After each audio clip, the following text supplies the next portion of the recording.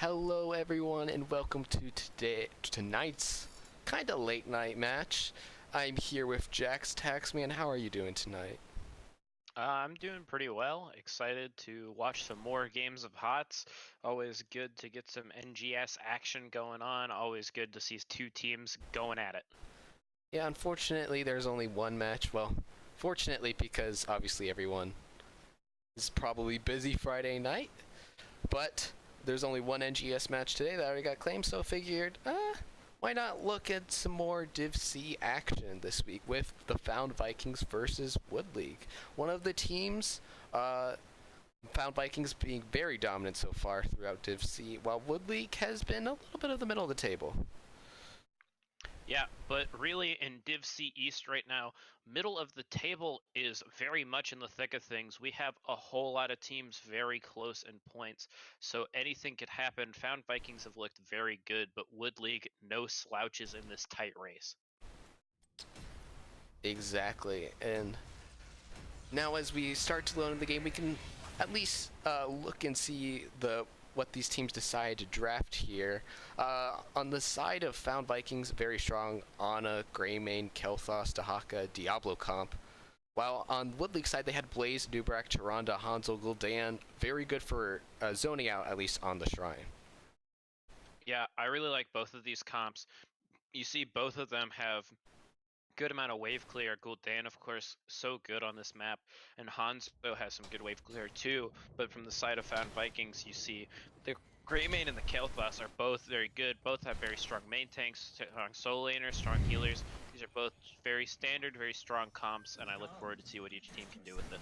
Now as we load into the match first, it will be the Found Vikings with Dicky on Dahaka, Cyan on Kel'Thas, Contender on Greymane, PJ Tim on Diablo, and Sailor Sky on the Ana. And on the red side, playing for Wood League, we've got JMac on Anubarak, we've got Korix on Blaze, Running Idiot on Tyrande, Droopy on Hanzo, and Kavlor on Gul'dan. So here they go, right to the center of the lane, not wasting any time here. It's going to be an exciting match here in Game 1. And as we look to the talents, we see Ana going grenade build, which has emerged as the dominant talent pick, or build at least so far, as we see actually PJ Tim going and trying to look for Kavlor. However, he gets bursted down pretty quickly and is forced to back up. But a huge drag onto Running Idiot there, and that will allow for First Blood to go over to the side of the Found Vikings. And that's the most fun part of playing Dahaka is when you land those tongues and your team is right there to follow up with you. You see that right now Dahaka is staying with this team, only just now is rotating to the solo lane, which allowed him to have his team behind him when he lands those drags, which is the best feeling in the world when your team follows up on your CC. And it's not something you always see with Dahaka because he's usually sitting in the solo lane on his own. Meanwhile, JMac was doing a good job trying to control the rotations. However, unfortunately, that allowed for Found Vikings to put a ton of damage, forcing for them to back off. As now the Found Vikings are looking onto that camp, with Greymane being fantastic at taking camps early. Yeah, this is a really nice job by Found Vikings. They went down and they got a huge wave clear advantage in the bot lane and sent people up to keep soaking that mid lane while the rest of the team peeled off to take the camp. So they lost no experience. They get the camp early, and now they are looking to force an invade even. This is a great early advantage for Found Vikings. That PJ Tim going on the Droopy, and they're able to take it out with Contender on the Dahaka. Now they're starting to zone him out. Dahaka burrowing in here in order to just confirm the invade on this camp. And Dahaka's been doing a really good job so far in this off lane. He was able to get Blaze low and force him to tap already. And however, he wasn't able to clear the wave before he rotated down, so that will be a wave of Lost Oak for the side of Found Vikings. I think that was just oh, the team's fighting, I need to be here now teleport, but honestly, I don't think he needed the TP. They'd secured that kill, and he lost the soak because Blaze was there to keep pushing out, but that was a fantastic job to secure the Hanzo kill by the rest of the team. I thought he was out for sure with that natural agility, but they caught him at the last second before he could get away. Yeah, as now Wood League just trying to finish clearing up these camps by the Found Vikings. And the Found Vikings are doing a good job of rotating between lanes, trying to see if they can catch another member of Wood League out. A good sleep dart by Sailor Sky is, again, it's going on to Droopy. Unfortunately, though, he drags a minion, or, excuse me, pushes a minion instead of Droopy, so he will be able to get away. Now, what's a little interesting, I'm going to point out, is that Dahaka took one who collects at level 4, which increases the essence collected from minions by 50%, which is a perfectly valid talent to take, but you often see teams opting into the Hero Stalker, which grants extra essence from takedowns, but also Hero Stalker grants XP every time that your W hits a hero, and that is where you get a lot of value from that talent. But instead, you see Dahaka opting into the minions talent. It'll be interesting to see if he can get more or less essence out of that. It seems to imply that he doesn't think he'll be fighting a lot, but right now, he's in trouble. He's in a fight. Yeah, Dicky just trying to get a couple minions here. In fact, is actually getting more minions than Wood League is, as his team is starting to rotate now, but now they're caught right now. Cyan with the fantastic stun, and Gul'dan gets bursted down. Corix is not out here yet, but he's able to charge away. Contender goes in looking to do some damage, but he's just able to get out for Blaze. And that was very nice work by Dicky on the Dahaka. I thought he was in huge trouble. He had 2-on-1, but he had the skeletal defender advantage. He didn't die, and he held strong, and his team just beat out Woodley on the rotate, and it ended up going fantastically for Found Vikings there, finding the kills, and that'll lead to them taking this first Punisher, barring anything crazy. And there it goes. And as they finish up this Punisher now, they can look to do some siege damage here in the top lane. However, because it's the first Punisher, even though it is arcane, it's a very weak Punisher, so they're looking mainly to get the wall, and anything bonus with damage onto the fort would be fantastic for them. Yep, there's the leap. Woodley able to successfully eat the leap, and they are bursting down this Punisher. Looks like Found Vikings are going to go for sidewall. They're not going to take the whole wall. They're going to try to push for this fort, and it's working for them. They're pushing Woodley back. Punisher gets the second leap up, and Woodley's just giving them a whole lot of space. Found Vikings get a lot of damage on the fort. They can't take it, but still a very nice push by Found Vikings there. Yeah, the Punisher plus Kael'thas able to do a ton of damage onto Cyan on that Nubrak, forcing for them to back off and not be able to go in with their Nubrak being so low. But Found Vikings are actually looking to see if they can finish off this fort now. PJ Tim going in, looking to see if he can catch out Cavalier, but instead just deciding to back off zone for his team as Contender is able to finish off the fort. And something funny that was maybe lost a little bit, both of our solo laners are down here double soaking, and what was interesting was Dicky on the Dahaka was rotating from bot to mid, Corix as Blaze was rotating mid to bot, and both of them rotated so aggressively into the other team side of the map that they walked in front of one another. Not behind one another, but in front of one another. It was quite funny. As PJ Tim is looking for the counter engage after Dicky got caught a little bit there, but he's taking too much damage here and is forced to get out. Blaze does not want to give up this brawl, and Dahaka is happy to answer by tonguing him. And now Dicky will just back off and go to lane, but right now, Wood League, especially with Corix on the Blaze, very brawl happy. They see the other team and they want that fight, but and this is the time they have to take the fight because Found Vikings is approaching 10 with about a full level lead, so you got to take the fight before 10 if you're going to take it. Yeah, it's Found Vikings actually being the ones to look for the fight here.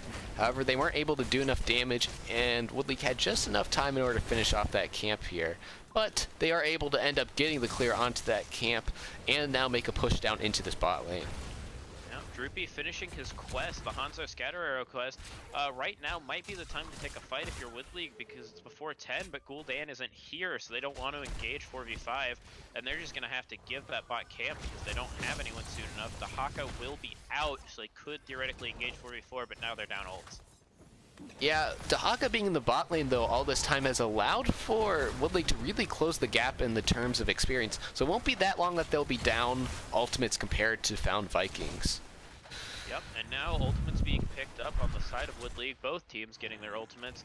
Looks like a pretty standard fare from the side of Wood League with the Bunker Cocoon, Shadowstalk, Dragon Arrow, Horrify. Hold on a second, there's a big fight here. Yeah, Contender is able to go in and finish off Hanzo there as he's staying in, but however, the counter engage is coming on now after Cocoon has stopped, as Corix going in trying to see if he can get Cyan. However, he just doesn't have enough, and now PJ Tim is able to pop that lightning breath. See if they just cannot get enough damage onto Corix and JMac. PJ Tim still looking for more, finds Cavalier, gets the flip. However, Cavalier will see if bomb does indeed kill him. Wow, and so there was a Nano Kael'thas in that fight, which was, you know, Nano should go out onto Kael'thas in this team comp. That's the guy that needs that, the cooldowns and the spell damage the most. But it was interesting to see Blaze had no fear. He threw himself right at Cyan. He was going in, and he was gonna die, or he was gonna get kills, or both. And it ended up that he did not die or get kills, actually, but his teammates did die, so it didn't turn out fantastically for him. But we do see Nano Boost go for the throat, Phoenix, Isolation, and Lightning Breath coming out from the side of Found Vikings. Again, fairly standard. Oh, Dickie's in a little bit of trouble here. Yeah, Dickie was just trying to get a little bit of progress. However, he gets cut out by the team of Wood League. So now they're a 5v4 for this objective phase, and with Gul'dan having so much clear, they should be able to actually take this before he's able to get back. As Blaze actually pops Bunker now just to be able to zone out Contender. Fear goes on to him, but fears him away, as now they turn their attention onto PJ Tim here, trying to see if they can burst him down, as a Nubrak burrows in here. However, it's not enough, as Contender going in on the backline, forcing a response. However, he goes very low. Now Cocoon is out onto PJ Tim, and he's very much isolated. We saw the Hanzo pop his arrow before the fight even started to secure that kill on Haka, with Diablo going down now. He had souls, he will be back. However, Kavler steps up a little bit too much there, and Contender is free to punish him, as now this turns into a 5v4. Diablo had souls and is coming back right now. And you also see the ult advantage in the side of the Found Vikings. They still have Isolation and Lightning Breath, whereas no ults are currently online from Woodley. Korik's going in just to try to poke and steal a few Skeletal Defenders away, but it won't be enough. It looks like the second Punisher is going to go over to the side of Found Vikings. And it's still early game, nothing's fully decided yet, but when you're down a full level and you've lost both of the first two protectors, this is the time where you start to get a little nervous in your Wood League. Yeah, Contender has just been able to get some free damage onto the backline, as we see PJ Tim actually diving onto JMac. And that's going to warrant a response by the tanks of Wood League here, as he's just been able to really burn down running Idiot or Cavil or whoever he's been able to set his focus on, even if they're not out of position. He's in trouble here. Yeah, as the response goes on to him, he's forced to pop.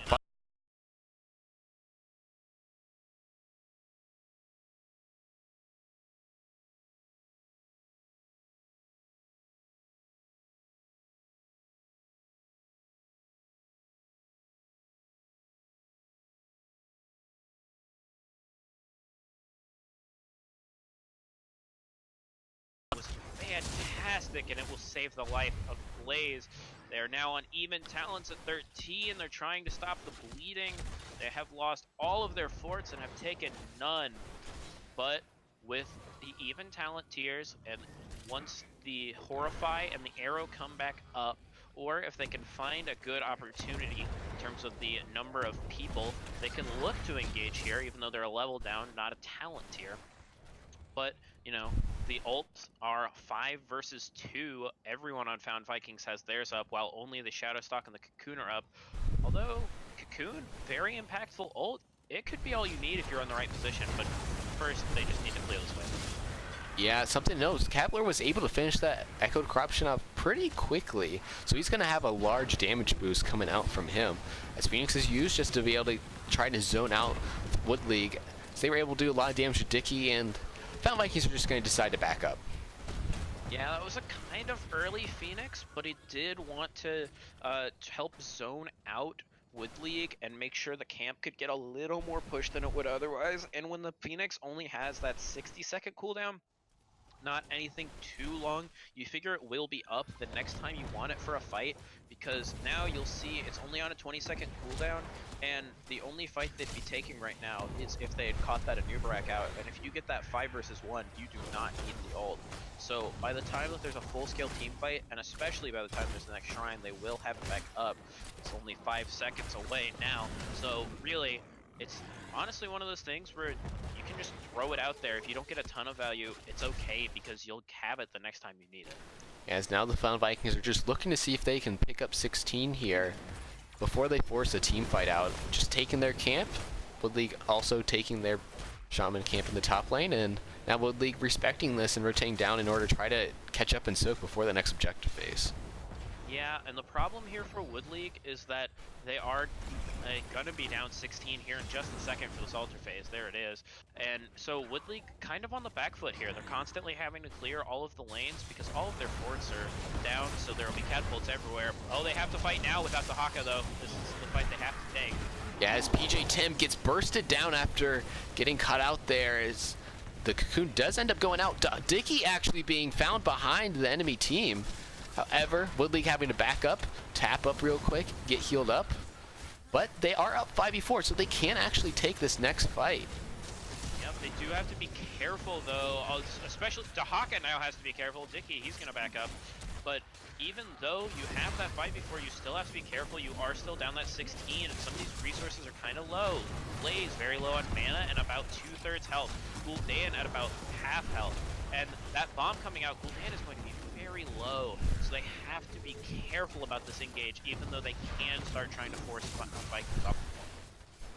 Yeah, Nano was used on Cyan there in order to see if they could get some engages. A nice tongue there by Dicky on a JMac. However, they're not able to do much damage. Now, Contender looks like he might be caught here. Fantastic burrow there by JMac. Looking to put some damage on, but the healing is just too much by Sailor Sky. And the damage is instead turned around back onto JMac, as now Found Vikings are looking for a fight. Wow, and you may not, I don't know if you saw it, but Kael'thas dropped a bomb over onto Droopy on that Hanzo, and while it got him quite low, what also importantly happened was it was spread to Gul'dan, and it almost killed Gul'dan, so Gul'dan had to play very far back.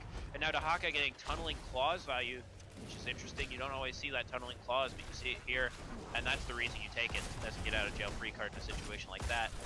Gul'dan just barely managing to get the back off. And now Found Vikings, they know that this shrine will be theirs because there's not a lot Wood League can do to back clear those last 5 skeletons. So they're just going to take bot camp and see if they can get a little more value before they finally finish this shrine by taking the last defender. Yeah, they do have to be a little careful. Gul'dan with just one Fell Flame could honestly just get 5 skeletons. However, because of that late fight trying to get the kill onto the Dahaka, it did force Wood League to back off completely, as the Punisher is taken here by the Found Vikings. And this Punisher will be pushing Keep with a camp and a catapult behind it. And the front wall already starting to fall. This could be a pretty big push here for Found Vikings. And if they find a pick, maybe then they could start pushing on core. If they find 2 picks, that might be all she wrote. But here goes the Punisher. It's running towards the mid keep, which is a good job by Wood League to draw it off course. But now it's heading back towards that bot keep, which is steadily being burned down under half health already. And this is getting a little scary for Wood League here. Bunker having to be used by Corex, as they just need to try to burn down this Punisher so it doesn't. But however, Corex is caught out there, forced to use Cocoon there as they decide to engage here. Now, right now, Lightning Breath being popped there, trying to see if they can burn down. They can get a Nubrak there. Nice job by Contender, as eyes are turning towards Core, but I don't think they can actually finish here. Well, it's already at 70%. They have a lot of burn here. It might be close if they decide to race for it. I think they might be able to get it here. If they get another pick, they certainly can. So Wood League has to be very careful, but they really need to get this clear out because their core is falling dangerously low. Yeah, as actually Wood League is being forced back here, and they just kind of gave the ground to Found Vikings, who will take game number 1. Yeah, you see there were still 2 out of the 3 of the Javelin minions from that bot camp. That ended up being what was making the difference. That damage they were pumping out onto the core allowed them to finish it off there. Okay. So that'll be the first game on Infernal Shrines going over to Found Vikings. Final kills were 8-3 in favor of Found Vikings. And really, just a very strong game all around by them. Yeah, exactly. I mean, they were able to get some good dives, and Contender was putting a really good amount of pressure onto the back line, was able to get some crucial kills there in team fights. And that allowed for them to take game number 1. Yeah, and you want to hear some numbers that I think will help point to the disparity in this game? Where if you look at the level 1 regen globe quests for Kael'thas and Anubarak, Kael'thas, of course, having the Mana Addict, and Anubarak having the Regen Master, where there are only 20 globes required to complete Kael'thas's quest. He ended with 46, and well, Anubarak needs 30 to finish his quest. He was only able to get 20 throughout the course of the game. So Kael'thas had over double the amount of globes of Anubarak, and he only needed 2/3 of the amount of globes to finish his quest. And game 2, we will be heading to Towers of Doom. Unfortunately, because it is a replay, we won't necessarily be able to see like map picks, drafts. But Towers of Doom is an interesting choice here. A much, well, I wouldn't say much bigger, but definitely a lot macro heavier map compared to Shrine. Yeah, and really, it'll be interesting to see. I mean, that was a very strong performance by Found Vikings, but it didn't really seem to be in any one particular area that they were outplaying them. They had good macro and good micro. It was they found them, caught them out on a few nice picks where it was just better positioning, but a lot of those team fights really could have swung either way, and Lost Vikings just ended up getting the better end of the deal. So now, here we go, getting ready for Game 2 on Towers of Doom. Alex Straza, Dahaka, Anubarak, Kael'thas, my Ev from Found Vikings, Leoric, Garrosh, Azmodan, Hanzo, Tyrande from Wood League. And these are kind of similar to what we saw last game, just modified a little to fit the map. Let's hear a little bit about who's going to be running each hero. Yeah, as we started off here on the side of the Found, actually, give me 1 second here. Oh, I will not be able to pause, as I believe they're on the wrong side. Question mark? We have Found Vikings on the left, Okay. Wood League on the right. On the side of Found Vikings, excuse me, we will have Sailor Sky here on the Alex Straza, PJ Tim on the Nubrak, Cyan back on the Kael'thas, Contender on the Maev, and Dicky back on the Dahaka. All right, and over on the red team for Wood League, we've got Droopy playing Hanzo once more, Running Idiot staying with Tyrande, J-Mac playing Garrosh this time, Korix switching over to Leo, and Kavlor playing Azmodan. Korix is just trying to get some damage on the backline here, forced to get out. Contender actually pursuing him with the rest of his team. However, he will be able to get out as the teams rotate back into their lanes. And I think I really like from Found Vikings just kind of sticking with what works a little bit. I mean, you can tell that Cyan really likes playing that Kael'thas, and it was working out for him. I mean, he was finding really nice bombs, some nice circles. Oh, not so nice for my Ev as she goes down, but I like it. I like to stay with what works. And you've got, I mean, the rest of the team swapped other than the Dahaka and the Kael'thas. Speaking of Dahaka, he actually finds Leoric in the top lane. But those two heroes were really part of the backbone of that team, and I wouldn't be surprised if in the draft Wood League banned out that Diablo, because that was the other huge menace in the last game. Yeah, going back to that Maev kill, it was a fantastic predictive stun on Running Idiot, coupled with the throw by J-Mac there, in order to eventually get the kill. As Contender being threatened a little bit again, however he's able to get out with that blink. As now both teams have taken their camp and are positioning to try to see if they can escort their camp in. Yep, and this is the classic on Towers of Doom. Both teams have their camp, and they want to escort it in, looking for a little more. And right now, it looks fairly even. I think Found Vikings are doing a little bit better job of burning that camp down, because it will go down here. But in terms of lane positioning, neither team really getting pressured out yet, but Found Vikings starting to find a little bit of an edge. And if you look to the mid lane, that was a good clear by Leoric, forcing Maev to rotate up, and now Dahaka and Leo are fighting it out in the top lane. We'll see if Dahaka can find another kill. Yeah, as Korix is just barely able to get away, and Found Vikings were able to get 2 sappers in order to do some damage to that tower there. They rotate back, and they're able to catch out PJ Tim with the throw, but he's just able to burrow away.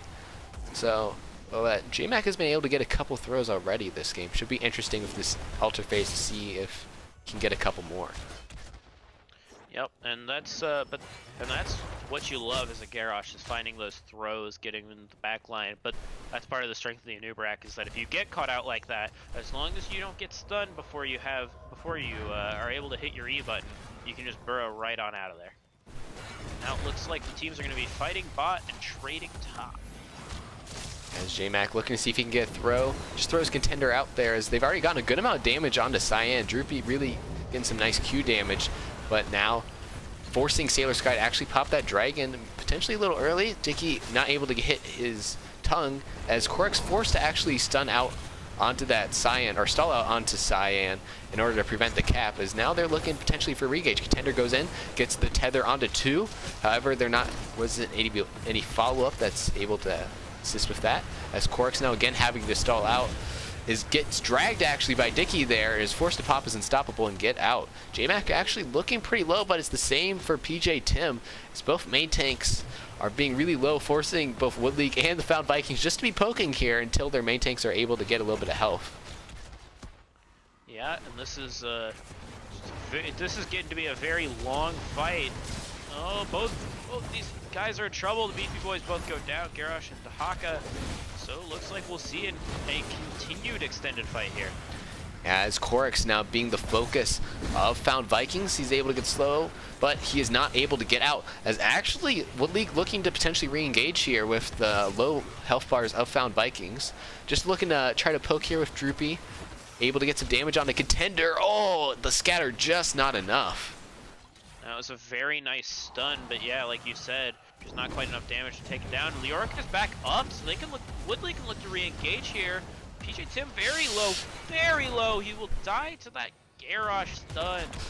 Yeah. Wow. J-Mac comes in, able to do the damage and get the throw onto Kael'thas for the kill, but Contender looking to see if he can get tether, but is not able to get the pull in, as Wood League now goes up 32 to 36 and is looking for the invade onto the camp of Found Vikings. And let me just say, that was such a long fight, and it was very well done with Wood League. And really, that fight was won mostly off the fact that they had a Leoric, because getting Leoric to respawn faster and right in the middle of the fray was pretty much what won that fight, getting the extra body back so much faster than Found Vikings did.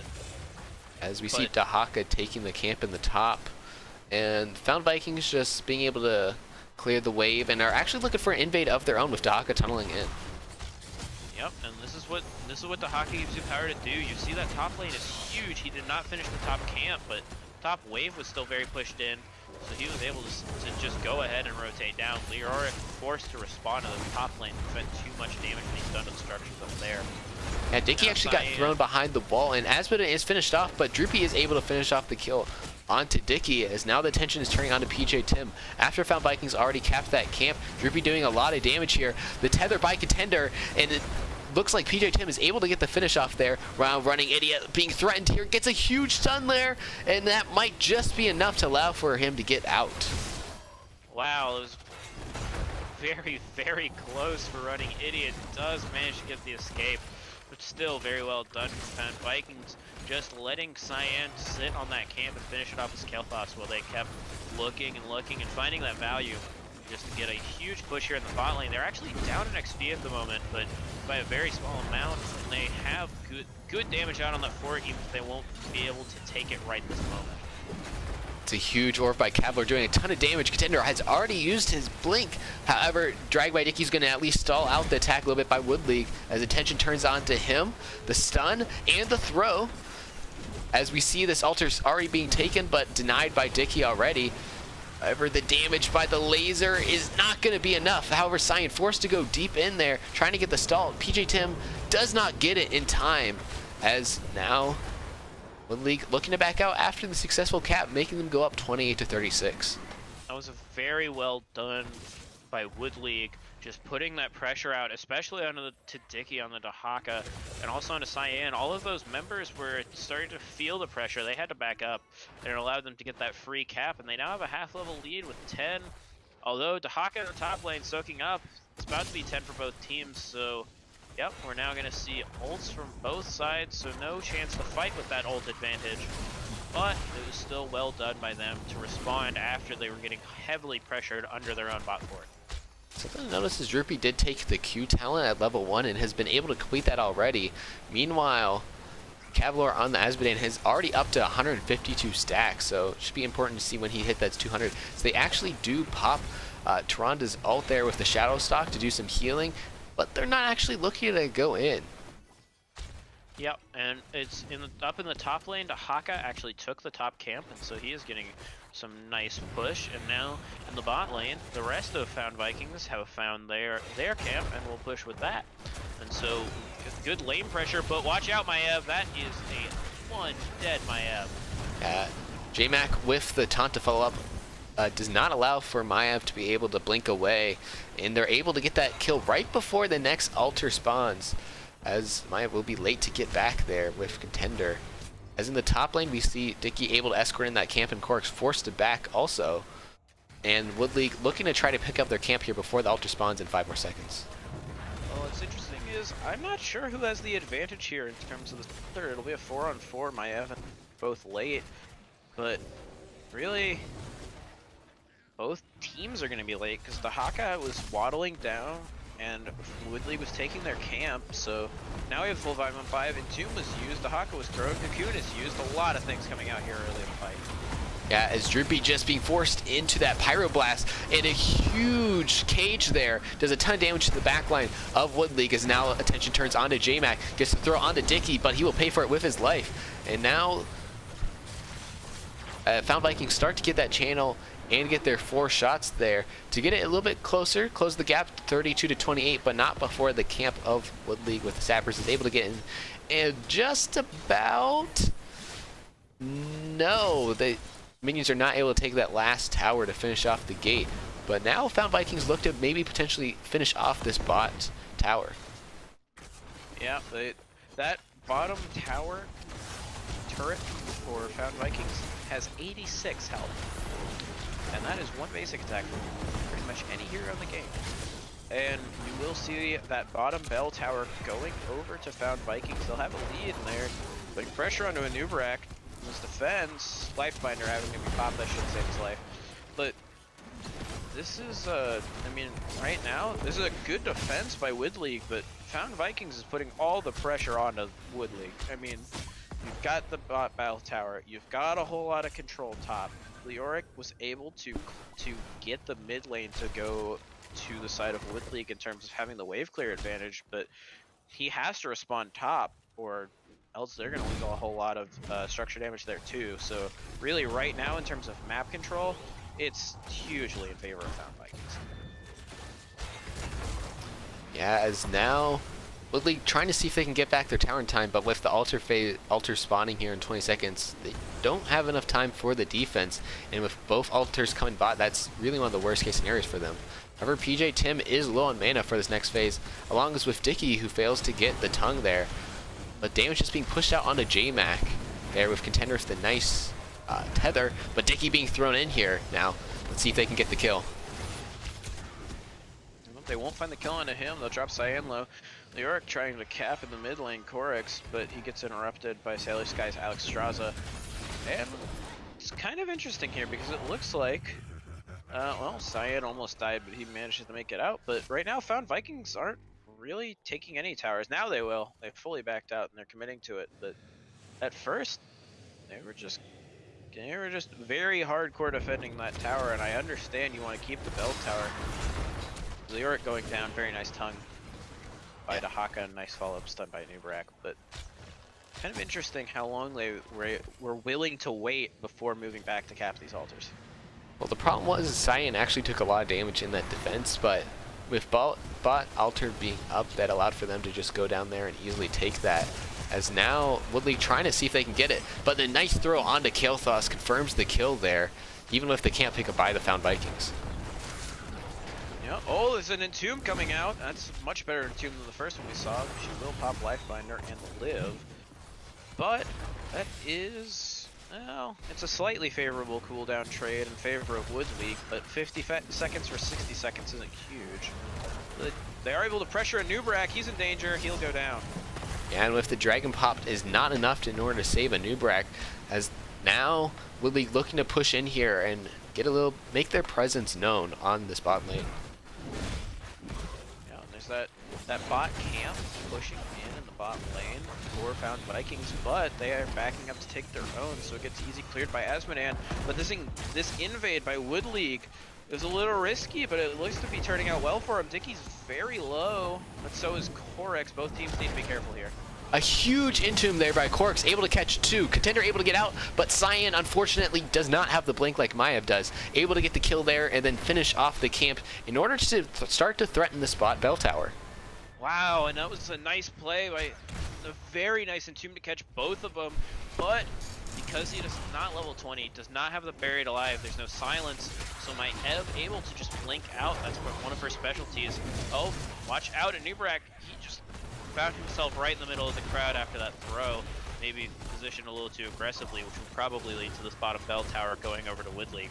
But when you're Kael'thas, you don't have the blink like Maiev does, like you said, so that was a instant death sentence. And now, even though it's a 5 versus 3 shots advantage for Wood League, they are not in the best spot. They're a little late rotating up. They should be able to take the 2-for-1 trade here, but it's a little dangerous for them. Yeah, however, they have been able to get 16 before this phase. There's a huge Hanzo area there by Droopy, able to get onto Cyan and Contender. Contender able to get the Lifebinder on him, but Cyan does not and goes down yet again. Now they're looking for Dickie, already burrowed, and he does end up going down after the throw. Now the engage going down. You saw actually that the Kael'thas was from Cyan was trying to get his Pyroblast off. You could see the animation just start, and before the ball could get out, he was killed. So even the 10-second soft cooldown for it being interrupted in the middle of the cast animation really doesn't mean anything because his death timer is much longer than that. But preventing that damage from coming out, I'm not sure who it was coming onto, but the damage was going to be impactful no matter where it hit. That honestly could have been enough to even up that, to make that team fight a lot more even for Found Vikings. I don't know that it would have won it for him, but it would have made it a whole lot scarier for Wood League.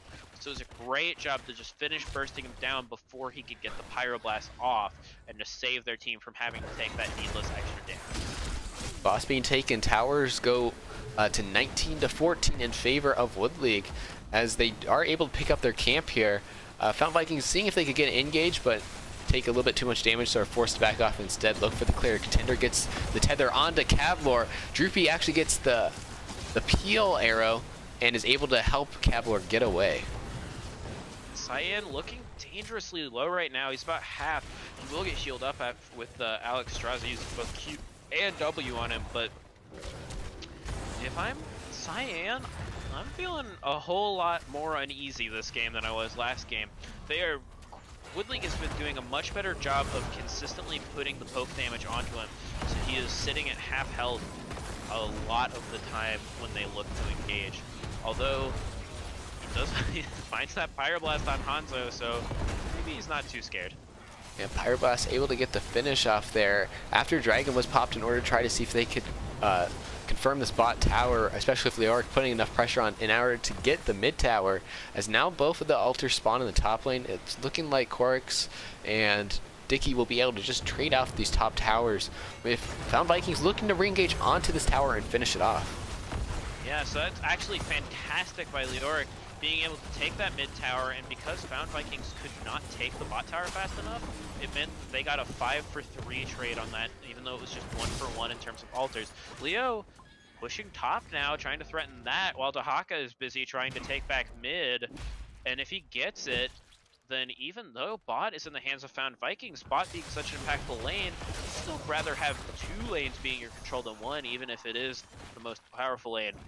Oh, and Kael'thas actually getting caught out there by JMac, as now Found Wood League looking to see if they can get the invade, but not in time before Found Vikings able to get the cap off there. onto their camp. So we look top lane, as you noted, Korak's able to put a lot of damage onto this bell tower. Meanwhile, in mid lane, Dicky doing pretty much the same to the mid, as we see Wood League in the bot finally being able to take back their bot bell tower, and as it looks to even up 4-4 on both sides in this match. Yeah, and I think probably what happened here is that because Wood League got that 20 advantage, from the side of Found Vikings, the call was, hey, we need to be very safe right now as we soak to 20. We do not want to give them a fight with Storm Talent advantage. So we're just going to go take ours back. We'll let them take theirs back. It's still 4-4 both ways, but we want the safe soak. And now they're looking to fight. Right now, Wood League is the ones that want to take this fight. They have the 20 advantage, and Dahaka is still not here. And neither is Kael'thas, as he just backed. So this would be a 5 versus 3 if they could find a fight. Although both of the missing members are moving in. They still have the 20 advantage. This would be a great fight for Wood League to take if they can find it. As J-Mac looking to see if he can get a throw onto anyone with that taunt now. But as we look in top, Dicky starting to cap that bell tower. Korik's actually responding. And Running Idiot able to get the cap onto that bot bell tower as Sailor Sky forced to pop Dragon now as they look to go in. And this is where it starts to get real scary from the side of Found Vikings. Oh, the Buried Alive and the arrow! Wow, what a combo! Yeah, huge combo there by the two, is able to get the kill on to Kael'thas and Maiev. However, that does drop the main tanks, or the tanks of Wood League, very low, as now Dicky looking to go in, see if he can find the kill onto Running Idiot. However, with the rest of his team down, it will just be him alive, and he will be forced to go down here at the hands of Droopy. And this is probably game ending. Wood League can just run down to the bot lane here, finish off this tower. That'll give them 5 shots, and they can just cap that mid altar. Korix, I don't think, will be up in time. Oh, so, excuse me, Korix is Wood League, and even if he is up in time to cap, that would be just a bonus for the side of Wood League. And yes, they will go ahead and move in. We see the GGs coming out in chat, even though the game is not officially over. This game is over. So we are going to be heading to a Game 3, a very strong performance by Wood League there, stepped it up a ton to take a 16-shot win on Towers of Doom, even us up at 1-1, and send us to a deciding Game 3. Yeah, exactly. Wow. I mean, Droopy was able to put in a ton of damage with that Hanzo. And then once, Cavalier on that has been was able to get some stacks. Both of them combined were able to do just a ton of burst damage and poke to both the front and back line of the Found Vikings, and that was just enough to be able to win a lot of the objectives late game. Yep, and so our final tally is 18 kills to 11 in favor of Wood League. We saw Cyan dying 6 times in that game. I don't believe he died a single time in the first game, and that really made the difference. He took Mana Addict again. This time he only got 32 globes versus the 46 in the first game, which meant that shield had much less shield to it because it is based on the mana, and you get extra mana from the Mana Addict quest, which really was part of the reason that he had less survivability, but also in general a much better job done by Wood League to force a whole lot of poke onto him. You would see that when those fights broke out, he would be at half health rather than the close to full health that you often saw him at the beginning of fights in game 1. So really, that was a lot of the difference, is that Kael'thas was a huge impact maker. He still led his team in damage game 2 despite the 6 deaths, but the fact that they were able to put the pressure on him and make him much less effective at doing his job really helped swing the tide in their favor. And especially near the end, a couple of one fights in the late game, as it tends to do on towers, started to swing the game their way, and they were able to take that victory. Exactly, and as we look to start game number 3, we see we'll be on Tomb of the Spider Queen. After a very macro-heavy map, we see a much smaller map here. And with on the side of the Found Vikings, we got Sailor Sky again on that Ana, Alarak, contender with Alarak, Kael'thas, Urel, and Johanna. And then on Wood League side, they got Blaze, Tronda, Murden, Gul'dan, Hanzo. Yep. I like it. Both teams kind of staying true to what what got them here in a little bit of a sense, especially seeing that Kael'thas for the third straight game. But here we go, getting right into it. Our teams are setting up and getting ready for this deciding game on Tomb of the Spider Queen. We start game number 3.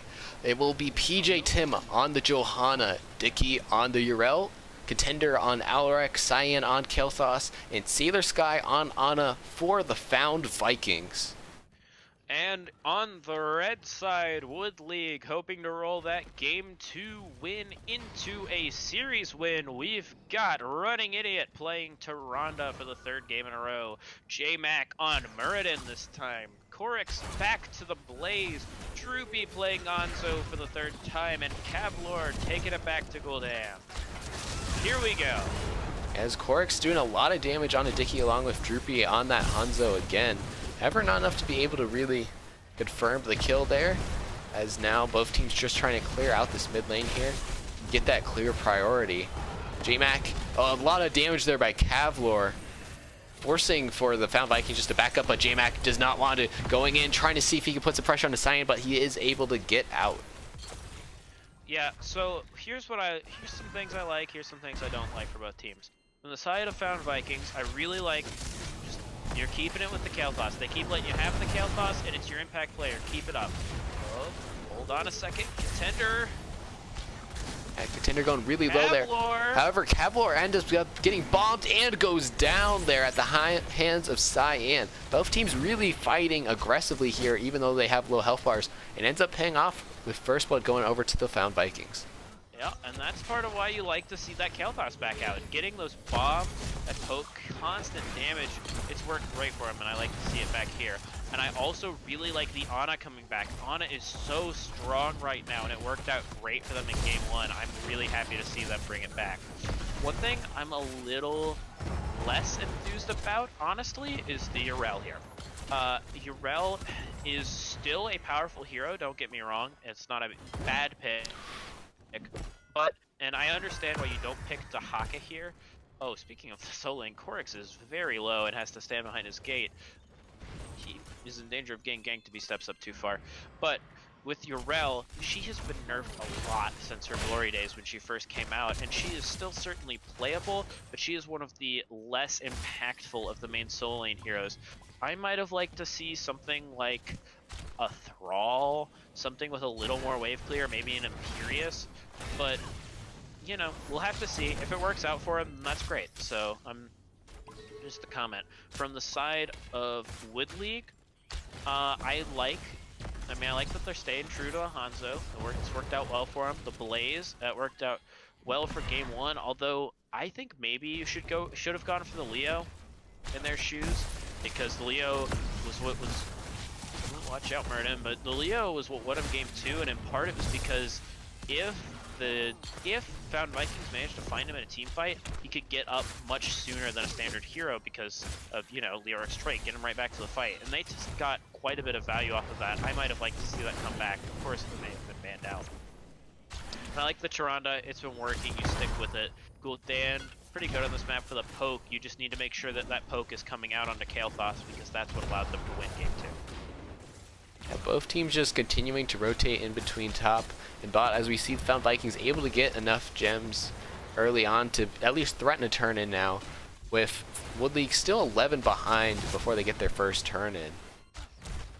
We see... Yep, we do see enough gems on the side of Found Vikings to turn in if they can find it. On the meantime, Wood League needs a few more gems before they can even make an attempt at a turn. Exactly here, as both teams just continue to poke. J-Mac taking a ton of damage. However, he's able to easily heal up there on the Muradin. You know, in the bot lane, Korik's actually taking a lot of damage there by Dicky. However, oh, a fantastic interrupt there, but he will be able to step away there. Yep, that is, I assume the reason that you would that they have picked Yrel is that they still feel confident in the Yrel getting those. It's just it is. That's a very risky charge in by Blaze in the bot lane, but Yrel in the solo lane does have a lot of good displacement with the hammer, but the disadvantage is that she doesn't really have a lot of hard CC. Blaze has his E, he could go in and stun, and sure, Yrel's hammer will stun briefly, but compared to something like Yorick having Entomb, Blaze having his E for a stun, something like Imperius's Spear, there's not that reliable hard CC other than just that brief stun if you can hit them with the hammer. Yeah. So that's the reason that you have to play a little differently when you draft that Euro. Woodleague looking to actually finish off, and they will be able to turn in enough gems here to get the first Web Weaver phase of the game. Yeah, and they also grab their camp here. No camp taken from the side of Woodleague, so that'll give a nice advantage to Found Vikings in terms of push. Right now, Urel is pushing uncontested in the bot lane. Blaze is rotating back down to make sure that that does not continue to happen. Urel has a lot of gems here. So Woodleague looking to push out this mid lane after finishing off the bruiser camp of Found Vikings. Meanwhile, in the top lane, we see Found Vikings prioritizing that top Web Weaver as it is the boss lane on this map before they're now starting to rotate down into that mid lane. Oh, and Dicky in the bot lane against Korix gets Korix very dangerously low behind the Web Weaver. Korix cannot really do a whole lot here. He might actually have to fall back. He will. So all of the push is going to come here in the mid lane. Top lane was cleared very quickly. Bot lane, Urel was able to pressure out Blaze, so he did not get a lot of value. Only one turret from the Web Weaver. And mid, also only one turret. Found Vikings did a fantastic job of clearing those Web Weavers. Very little value obtained by Woodleague on that push. Yeah, and now Found Vikings are looking for a turn of their own as PJ Tim going in on trying to buy some space for his team after JMac doing a fantastic job of cleaning out a nice Q there by Contender, silencing the backline, but not being able to do enough damage to really burst someone down so far in this early game. Both teams now just trying to clear out this middle lane and top lane, see if they can get an early advantage. Some nice stuns coming out, just a little bit of back and forth. No huge opening yet, but just a little bit of, oh, I'm gonna hit you, you're gonna hit me. Korix in a little bit of danger in the bot lane. Should be fine, but he took some tower shots. Droopy will have to rotate down to help him out a little bit. Think he's gonna back up. Cannot risk losing those 38 gems. Meanwhile, Cavalier in the top lane took a lot of damage, almost fell to that lightning strike of Contender, but with how low Woodleague is, they're gonna look to see if, or Found Vikings are gonna look to see if they can get a turn in. Good stall though so far coming out by Droopy. Yep, doing a good job of stunning. Oh, Muradin has to be a little careful. He's tanky. He does have the leap, but still has to be a little cautious. If he steps up too much, anybody can get bursted down. Yeah, as with 10 spec, got Pyroboss going on a running idiot, not able to do enough damage, however, as right now, Found Vikings able to push their advantage a little bit with the ults taken, and Contender able to turn in his 20 gems. Yeah. Oh, there's a big Horrify coming out. Cyan might be in trouble. Pop the arrow too, he will go down, and that's what they need to be doing if they want to stay in this game. Get that damage out onto that Kel'Thas. It was a good combination, but PJ Tim in the meanwhile was able to get the turn in that top turn in, and thus there will be a Web Weaver phase coming out for Found Vikings as they're actually looking to get engaged onto JMac there. However, it's not enough as now the turnaround coming on the side of Woodleague, but Johanna's really hard to be able to get down, especially when you're already down a Hanzo. You know, what I'd like to point out here is that Dicky is holding 44 gems. They turned in 50 gems while still having a member that is holding 44 gems. And with the 15 that Johanna is holding, that means they have enough for a second turn in as soon as this turn in finishes. So you gotta watch out for that if you're Woodleague, that Found Vikings could go for that double turn in if you're not careful. You're gonna have to protect that turn in as soon as this Web Weaver phase is over. Okay, Dicky rotated up as they're looking for a fight, but the poke damage of Woodleague is just too much, so they're forced to back off and go into the mid lane and see if they can get some push going there. It's actually zoned out there. Is JMac there? Dicky getting the push, a ton of stun and CC going out, but Droopy with that Hanzo arrow is able to do enough. However, it won't be enough to silence, forcing the ult there by JMac, as Contender will fall to the poison damage of Gul'dan, as now they're looking for an engage on the side of Woodleague. Looks like our defender forced to be pushed, or they're forced to pop the ult of Urel there. The nice stun there by Korix will not be enough. Fantastic healing by Sailor Sky, but he's out of mana and is not able to finish off healing or topping off that Urel. Yeah, that was a great job to finish off that Yrel. She had so many gems. And while the Found Vikings were able to pick up both of the large 20 gems that dropped, so they didn't lose too much. They got at least the majority of them back. It still is a big loss, and it killed any hope they had of getting the double turn-in. Wood League able to get the turn-in of their own. Yrel will be back up in time, so it will be a 5v5 for the defense.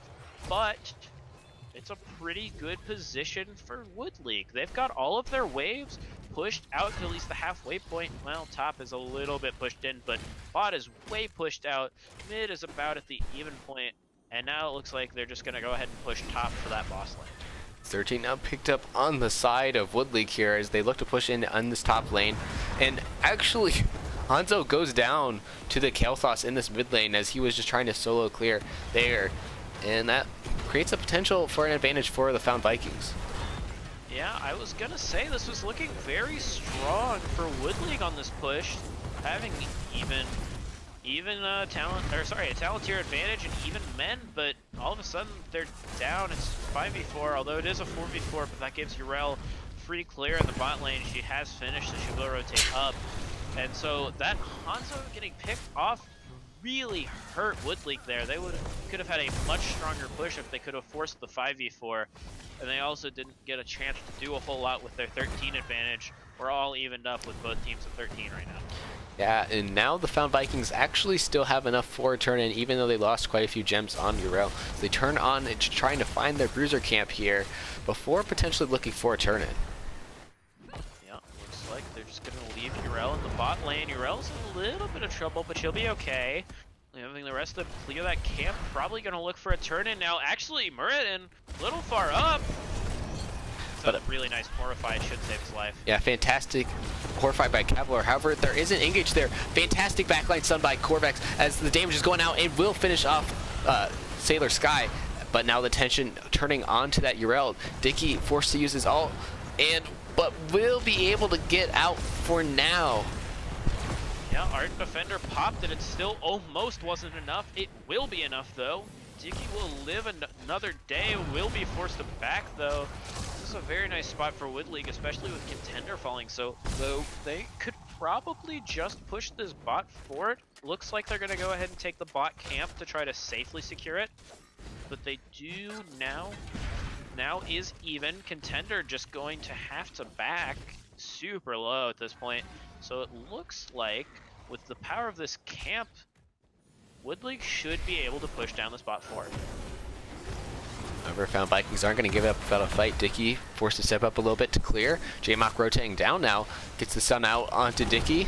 The damage going out. Cavalier able to do almost half of Dicky's health, but Sailor Sky able to heal it back up. The pressure still going on to Dicky here. But without all 5 members, it's going to be a hard fight for Wood League to take. Contender looking to see if he can catch out J-Mock, but not able to. Cavalier instead putting out the poke damage, and Wood League forced to back out here of this fight. Yeah, Blaze was soaking that top in the mid lane, which is good. You want to get that soak advantage, but it meant they could take a big fight. That's a big fear, but most of the people are running away, so they can't put the damage out into them. Hit a lot of members with that fear. That's a nice arrow, though. However, if it's a counterattack, he still might be in trouble. Yeah, Contender, as actually Power Boss does go down and get Cavalier, and Contender is able to actually walk out with his life, as now Wood League is on full retreat here, and it looks like the Found Vikings will actually not chase for now. Actually, Blessed Shield was used in that fight, but it missed everyone, but they still won the fight. That was a very impressive play by Found Vikings. They had 2 members falling so low, and they had Blessed Shield, which is one of your most important forms of stun engage, just completely with everybody. And they still got a 1-for-0. Like, that is just incredible. It's like the worst conditions you can imagine, and they still got the favorable end of the trade. Yeah, as damage going out onto Corex, even popping the counter-strike there, and then it was going on to Cyan as they're looking to go in here. However, Wood League just taking an opportunity to back up as they're still waiting for Cavalier to get back here. Found Vikings looking to see the turn in, however, it's stalled out there by running Idiot. As now it's a zone war here between Found Vikings and Wood League until Found Vikings finally able to get that turn in. Yeah, I mean, that's fine if you're Wood League. You got the 16 advantage. You're a little concerned about your Blaze. You might want to just tap. He's going to full back here. Okay, which makes sense. He's very low on mana and he's quite low on health too, although this does mean they'll have to take a 4v4, both teams on 16 tier. They may just lose this fort, and if they're not careful, they may lose a member as well. And J-Mac going in deep, trying to follow up with Fighting Idiot's stun, forcing out the Night Stalk by Tyrande, as they're looking to go in and see if Found Vikings are trying to get this fort. Damage going out there onto Corex there. Nice stun by Cyan. However, there's no real follow-up damage, as instead they're looking to see if they can catch out J-Mac. Good fear there, and follow-up nice stun by Corex.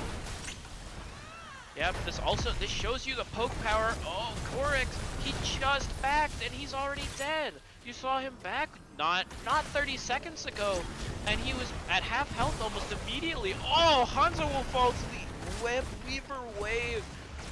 This looks really bad for Wood League here.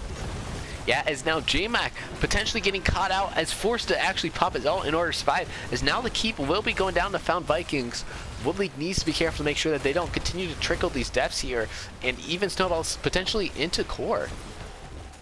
Yeah, this is crazy. It was a super even game with the start of this Web Weaver push, and I was thinking they'll get the top fort for sure, and they might get one, possibly both of the other forts, but this should be defendable beyond that. But now they turned it into all of the forts and 2 keeps. It was such a well-played push by Found Vikings. They might even get the 3rd keep here. They've just taken command of this game 3 here. Yeah, as Found Vikings able to get that bottom keep, but Corex able to get the stun on the Cyan there. The damage is going out, and it will be enough. Drooping in the final blow, as now it looks like Wood League continuing to go in. Contender now taking a ton of damage, able to heal up though with the lightning, but Droopy continuing to put in a ton of damage there. J-Mac getting the stun onto Contender there, even with the nano boost healing him with that lightning. It's not enough as they continue to go after. Now Sailor Sky onto the Ana is going to easily drop there. PJ Tim has already used Iron Skin, and so will go down at the hands of, it appears, Blaze with Corex. Wow, and so what was kind of funny there was that they popped the Horrify, and the Horrify sent Urel away from the rest of the team, and they didn't pick off Urel, they picked off the entire rest of the team. And of course you'll take that trade every day. You don't take the 1, you take the 4. Or 3 if in this case, because I believe the Kael'thas was already dead, but still, you figure you see one guy running the opposite direction of the team, you're going to take out the 1, not the entire rest of the team, but that's exactly what they did. And even though they have a huge structure disadvantage, having lost all of their structure with this boss, and they have a very slight level lead for all practical purposes, this is even in XP, but still, they've evened up the XP, they took the boss, they took away all of the gems except for the 44 that Urel was able to turn in. This is a lot better for Wood League than it was just 30 seconds ago. Yeah, as I'm sorry guys for the lag, closed the stream there. Hopefully that will help out with the stream lag. It's now with Boss pushing, Wood League looking to see, is able to get the fort, however they back off and instead get their Web Weavers in order to push in and see if they can get a couple keeps to respond to Found Vikings' last push in, as Boss finally falls at the hand of Found Vikings. Yep, and they also were able to gain a noticeable XP lead. It's not huge, but it's big enough that they may be able to grab 20 and take a fight with it here. Although it looks like they're just going to engage early. Here comes a huge fight. As a big Hanzo air by Droopy does a huge stun, but there wasn't really a ton of follow-up damage, but now they're continuing to go in there. Corex looking to go in, gets a huge stun there onto Dicky, and the damage will not be enough there. Good healing by Sailor Sky to keep him up. Spunker drop looking to do a little bit of siege damage there, as however already the spider has gone down for Wood League. Yeah, and that was the disadvantage for Wood League of all that damage flying out. And they have 20, but they don't get to do anything with it. 20 picked right back up by Found Vikings. But with that push, with all of that damage being thrown out in that fight, a lot of that damage ended up going onto the Web Weaver as well. And so it fell before it had a chance to do much of anything. They will get that mid fort down and get wall damage in every lane. No, nothing noticeable in the bot lane, but they get a turret in the mid lane and a turret in the top lane in terms of keep walls, and they get the last fort. Oh, Muradin's in trouble. Yeah, J-Mac looking to do a little bit of scouting, but might be cut out himself here. Gets the leap away, gets actually the stall on the contender there. However, there's a ton of CC looking to go his way. Droopy gets the arrow there onto Cyan. However, it's not enough as J-Mac is forced to pop his ult here. However, it looks like Woodley looking to go in, and Korx getting the stun onto PJ Tim. And the damage continuing to go out there. Dicky continuing to zone out J-Mac there. However, the damage now turning on to Sailor Sky with Droopy, putting a lot of Q damage onto there. Huge Horrify, doing a ton of damage and CC onto PJ Tim and the rest of the team. However, they won't be enough, and actually Pyroblast able to be used on Droopy.